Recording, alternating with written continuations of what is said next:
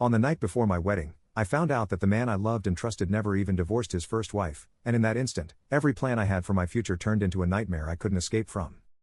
My name is Jessica, and I need to tell you about the night I discovered that the man I was supposed to marry in 12 hours was already married to someone else. Let me start by saying that Marcus was perfect. God, that sounds so naive now, but he was everything I thought I wanted. Charming, successful, attentive in all the ways that made me feel like the luckiest woman alive. He remembered every little thing I told him, brought me coffee exactly how I liked it, and sent flowers to my office just because it was Tuesday. We met 2 years ago at a conference in Denver. I was presenting on digital marketing strategies, and he was there representing his consulting firm. He approached me after my presentation, said he was impressed by my insights, and asked if I wanted to grab dinner to discuss potential collaborations. That dinner lasted 4 hours. We talked about everything: work, family, dreams, fears.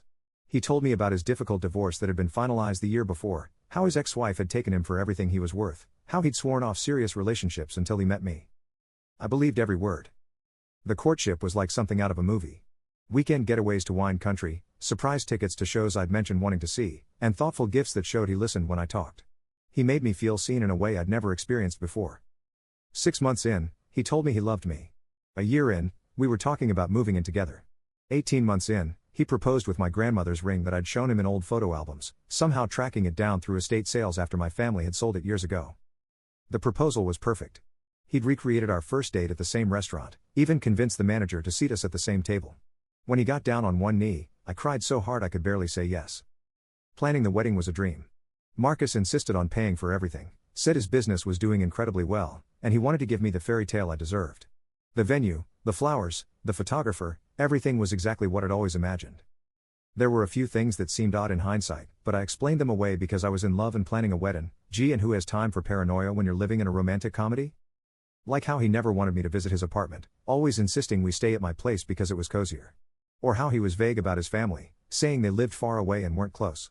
Or how he always paid for things in cash, saying he preferred to keep his finances simple after the messy divorce. I trusted him completely. When someone shows you nothing but love and consistency for 2 years, you don't question their character. You don't hire private investigators or demand to see divorce papers. You plan your future together and count your blessings that you found someone so wonderful. The red flags I ignored could have filled a parade. The night before our wedding, I was staying at my maid of honor's house while Marcus stayed at a hotel downtown. Traditional, he'd said. He wanted our wedding morning to be special, wanted to see me for the first time walking down the aisle. I couldn't sleep. Not because of nerves, but because of pure excitement. In 12 hours, I was going to marry my best friend, my soulmate, the man who'd made me believe in forever. Around 2 a.m., my phone rang. An unknown number, but something told me to answer it. Is this Jessica Chen? The voice was female, shaky, like she'd been crying. Yes, who is this? My name is Amanda Rodriguez. I think you're marrying my husband tomorrow. The world stopped spinning. I felt dizzy sitting in bed. I'm sorry, what? I think you have the wrong number. My fiancé is Marcus Williams, and he's divorced. He's been divorced for 3 years. She was quiet for a moment, and I could hear her breathing heavily. His name is Marcus Rodriguez. We've been married for 8 years. We have 2 children together. My phone fell out of my hand. I scrambled to pick it up, my heart hammering so hard I thought it might burst. That's impossible. You're lying. This is some kind of sick joke. I wish it were, she whispered. I found wedding invitations in his car. Your wedding invitations. With his name on them as the groom. I couldn't breathe. The room started spinning, and I thought I was going to throw up. Ma'am, are you there? Amanda asked. How did you get my number? It was written on the back of one of the invitations. I think he wrote it down to call the venue or something. I've been staring at it for 3 hours, trying to decide if I should call you. My hands were shaking so hard I could barely hold the phone. Tell me about him. Describe him. She described Marcus perfectly. Down to the scar on his left hand from a childhood accident, the one he'd told me happened when he was learning to ride a bike. The same story, the same scar, the same man. He told me he had to travel for work, Amanda continued, her voice breaking. 3 or 4 days a week, sometimes weekends. I thought he was working so hard to provide for our family. But he was with you, wasn't he? I was sobbing now, crying into the phone while talking to the wife of the man I was supposed to marry in 10 hours.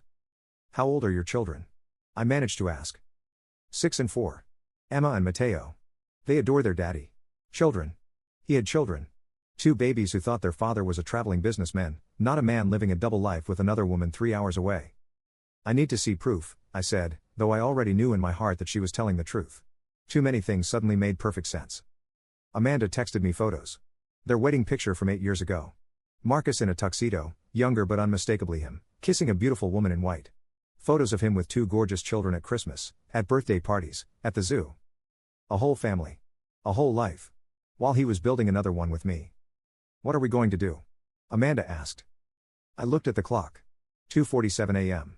In 9 hours and 13 minutes, I was supposed to walk down the aisle to marry a man who was already married to someone else. I don't know, I whispered. I honestly don't know.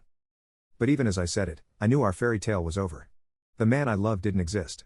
Marcus Williams was a fiction, a character he'd created to trick me into falling in love with a ghost. The real Marcus Rodriguez was in a hotel room downtown, probably sleeping peacefully, planning to commit bigamy in the morning while his wife and children waited for him at home. And I was the other woman. The fool. The victim of the most elaborate con I'd ever imagined. In less than 10 hours, 100 guests would arrive at our venue expecting to witness a beautiful wedding. Instead, they were going to witness the destruction of everything I thought I knew about love. I didn't sleep for the rest of that night. How could I? Amanda and I stayed on the phone until dawn, comparing stories, piecing together the elaborate double life that Marcus had been living for 2 years. The details were sickening. While I thought he was traveling for work, he was home with his family. While I thought we were building something real together, he was lying to his wife about where he spent half his time. Every romantic gesture, every I love you, every moment I thought was special, it was all stolen time from his real family. Amanda told me about the business trips that coincided perfectly with our romantic weekends. About how he'd started working longer hours right around the time we'd started dating. About how their marriage had become distant over the past 2 years, how she'd blamed herself for not being supportive enough of his career. He missed Emma's dance recital last month, she said, her voice hollow. He said he had an important client meeting. Was he with you? I checked my calendar. That was the weekend he'd surprised me with tickets to see Hamilton, the weekend I'd posted photos all over social media about what an amazing boyfriend I had. Yes, I whispered. He was with me. We were both victims, but somehow that didn't make it less. If anything, it made it worse. This wasn't a case of him leaving his wife for me, or choosing between 2 people he cared about. This was calculated deception on a level I couldn't even comprehend. At 6 a.m., Amanda drove to my city. 3 hours in the car to meet the woman her husband was planning to marry. We met at a coffee shop near my apartment, 2 women whose lives had been destroyed by the same man. She was beautiful, exactly the kind of woman I would have expected Marcus to marry for real. Elegant, kind-looking, with tired eyes that spoke of years of being lied to without knowing it. I brought copies of everything, she said, sliding a folder across the table. Marriage certificate, birth certificates for the children, and tax returns filed jointly for the past 8 years. Legal proof that Marcus Rodriguez was very much married. Looking at their marriage certificate felt like being stabbed. Same signature I'd seen him practice for our marriage license. The same handwriting that had written me love notes for 2 years. What kind of man does this? Amanda asked, staring at the photos from our engagement that I'd shown her on my phone. What kind of person can live 2 completely separate lives? I didn't have an answer because I was asking myself the same question. How had I never suspected? How had someone I shared a bed with, made plans with, thought I knew completely, managed to hide an entire wife and 2 children? At 8 a.m., my phone started ringing. Marcus, calling to say good morning to his bride-to-be. Don't answer it, Amanda said. But I did. I needed to hear his voice one more time, needed to see if I could detect any hint of the massive lies he was about to tell. Good morning, beautiful, he said, and I could hear him smiling. Ready to become Mrs. Williams? Mrs. Williams. Even his last name was a lie. Marcus, I said, and Amanda's eyes went wide at hearing her husband's voice. We need to talk. Now? Honey, it's bad luck to see each other before the ceremony. Can't whatever it is wait until tonight? Tonight. Our wedding night. He was planning to sleep with me while legally married to the woman sitting across from me in this coffee shop. It can't wait, I said.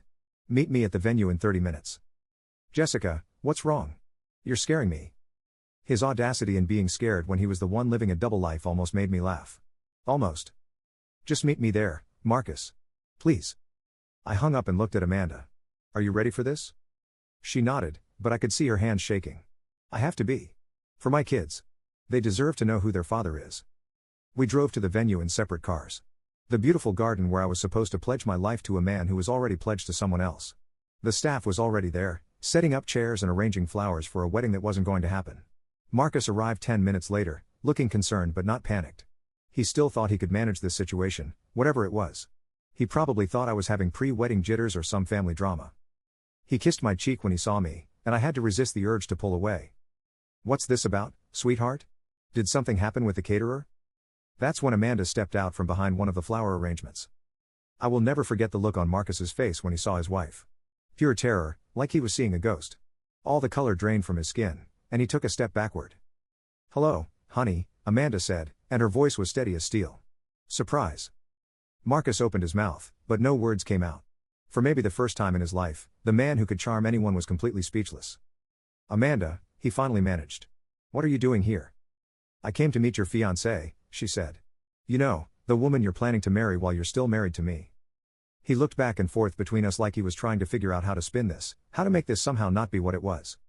"I can explain," he said. "Can you?" I asked. "Can you explain how you've been lying to both of us for 2 years? Can you explain how you were planning to commit bigamy this afternoon? Can you explain how you have 2 children who think their daddy is a businessman instead of a con artist?" That's when he started crying. Actual tears streaming down his face, and for a split second, I almost felt sorry for him. Almost. "I never meant for this to happen," he said. "It just got so complicated, and I didn't know how to fix it." "Fix it?" Amanda's voice was getting louder. "Marcus, you were going to marry another woman this afternoon. How exactly did you plan to fix that?" The venue coordinator approached us cautiously. "Excuse me, is everything all right? We have guests arriving in 3 hours."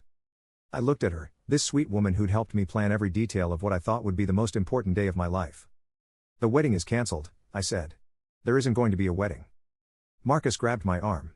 "Jessica, please. We can work this out. We can postpone, figure something out." I yanked away from him. "Work what out, Marcus? Are you going to divorce Amanda? Abandon your children? Or were you planning to keep both families forever?" He didn't answer because there was no answer. There was no scenario where this worked out for anyone except him. Amanda was recording everything on her phone. "I want my children to see this someday," she said. "I want them to know exactly who their father is." The next few hours were a blur of phone calls. Canceling everything. Telling my family, my friends, and my coworkers that the wedding was off. Explaining to 100 confused guests that there would be no ceremony, no reception, no happily ever after. I didn't tell most people the truth. I just said Marcus and I had realized we weren't right for each other. Let them think it was cold feet or irreconcilable differences. The real story was too devastating to share. But my family knew. My parents, who had flown in from California. My sister, who had taken time off work to be my maid of honor. They sat in our empty venue while I explained that the man they'd welcomed into our family was already married to someone else. My father cried. My tough, stoic father cried when I told him how completely I'd been deceived. How could we not have known? My mother kept asking. How could we not have seen the signs? Because there weren't any signs to see. Marcus was that good. The professional level is good. He'd created an entire identity so convincing that even the people who loved me most had believed it completely. Amanda left around noon to drive back to her children. Before she got in her car, she hugged me. "I'm sorry," she said. "I'm sorry he did this to both of us."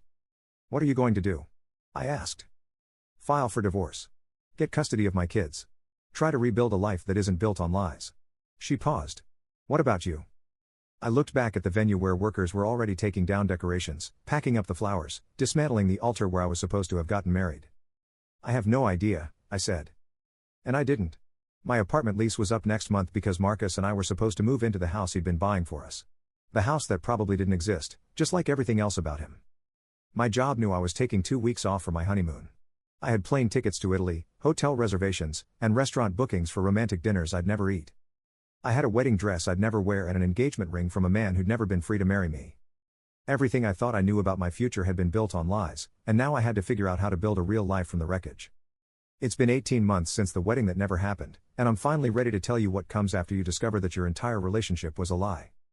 The short answer is, everything falls apart, and then you have to decide whether to rebuild or just learn to live in the ruins. I chose to rebuild, but it's been the hardest thing I've ever done. The immediate aftermath was brutal. Within 48 hours of calling off the wedding, my story was all over social media. Someone had filmed Marcus's breakdown at the venue, and it went viral in our town. Local woman discovers fiancé's secret family hours before wedding was the headline in our newspaper. I became notorious overnight. The woman was so she almost married a bigamist. People I barely knew had opinions about how I should have known, what red flags I must have ignored, how naive I must have been. They weren't wrong about the naive part. My job was understanding, but I could see the way my colleagues looked at me. With pity, mostly, but also with that uncomfortable curiosity people have about other people's disasters. I was the office tragedy, the cautionary tale, the woman who'd had the most embarrassing wedding day in local history. I moved back in with my parents temporarily, sleeping in my childhood bedroom at 32 years old while I tried to figure out what came next. The apartment Marcus and I were going to share turned out to be another lie. He'd shown me fake rental documents for a place that didn't exist.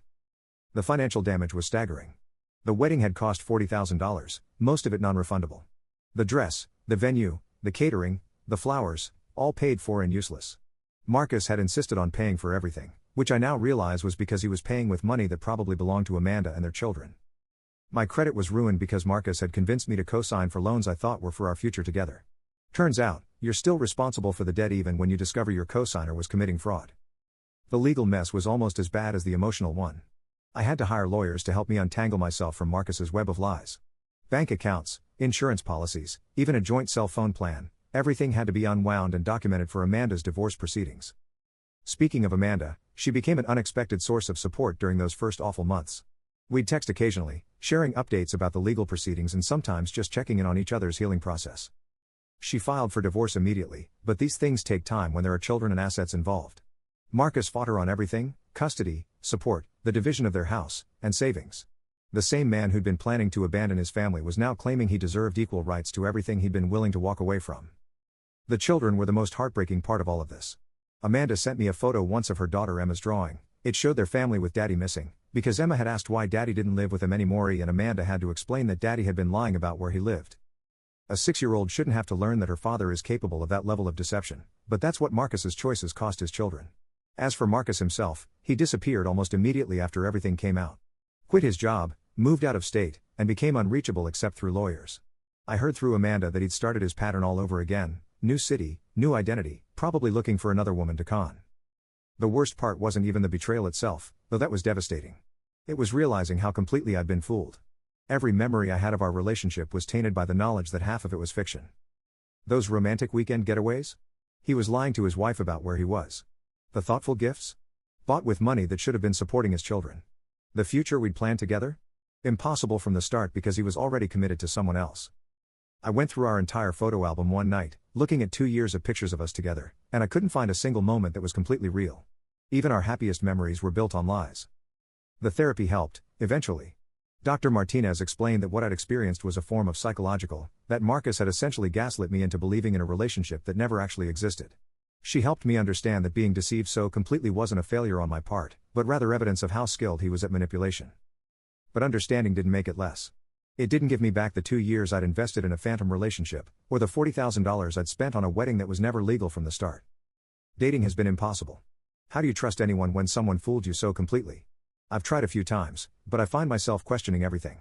When someone says they're divorced, I want to see papers. When they say they're working late, I wonder who they're really with. When they tell me they love me, I hear Marcus's voice saying the same words while he was married to someone else. My friends try to be supportive, but I can see the fatigue in their eyes when I bring up trust issues for the 100th time. They want me to move on and put it behind me, as if discovering that your entire reality was fabricated is something you just get over. The financial recovery has been slow but steady. I moved into a small apartment, downsized everything, and picked up freelance work to pay off the debt Marcus left me with. I'm rebuilding my credit and my savings, but it'll be years before I'm back to where I was before I met him. Career-wise, I got a promotion 6 months ago. Focusing on work has been one of the few things that feels normal, that reminds me I'm capable and competent, even though I was completely incompetent at detecting a con artist. Amanda's divorce finally went through last month. She got full custody in the house, and Marcus has to pay child support that he's already behind on. She's dating someone new, a widower with kids of his own who understands what it's like to rebuild a family after loss. I'm happy for her, genuinely. But I'd be lying if I said it didn't sting a little to see her moving forward when I still feel stuck in the aftermath of Marcus's destruction. The hardest part is the loneliness. Not just being single, but feeling like I can't trust my judgment about people anymore. When someone is friendly to me, I wonder what they want. When someone shows interest in me, I assume they're hiding something. Marcus didn't just steal 2 years of my life and $40,000 of my money. He stole my ability to believe in love, in trust, in the possibility that someone might want to build a real future with me. Last week would have been our 3rd wedding anniversary if we'd gotten married. I spent the day looking at other people's wedding photos on social media, wondering if any of those happy couples were hiding the kind of secrets that Marcus had hidden from me. I've thought about moving to a different city, starting completely over somewhere no one knows about my almost wedding disaster. But running away feels like letting Marcus win, like letting his lies define the rest of my life. So I stay. I work, I pay off debt, I go to therapy, I try to rebuild some version of the life I thought I was going to have. It's not the life I wanted, but it's real in a way that nothing with Marcus ever was. Sometimes I wonder what would have happened if Amanda hadn't found those wedding invitations, if she hadn't called me that night. I would have married Marcus the next day, probably lived as his second wife for months or years before the truth came out. Would I have been happier living a lie if I'd never known it was a lie? I don't think so, but some nights when I'm eating dinner alone in my studio apartment, I wonder. The worst part is that I still miss him sometimes. Not the real Marcus, but the character he played. Marcus Williams, the loving fiancé who brought me coffee and remembered my favorite flowers and made me feel like the most important person in the world. That man never existed, but the feelings I had for him were real, and you can't just turn off love even when you discover it was built on nothing but lies. I trusted him more than I'd ever trusted anyone, and he used that trust to build an elaborate fiction that nearly destroyed 2 families. The scariest part isn't that he fooled me, it's that somewhere out there, he's probably doing it again to someone else who believes she's found her soulmate, completely unaware that she's falling in love with a ghost.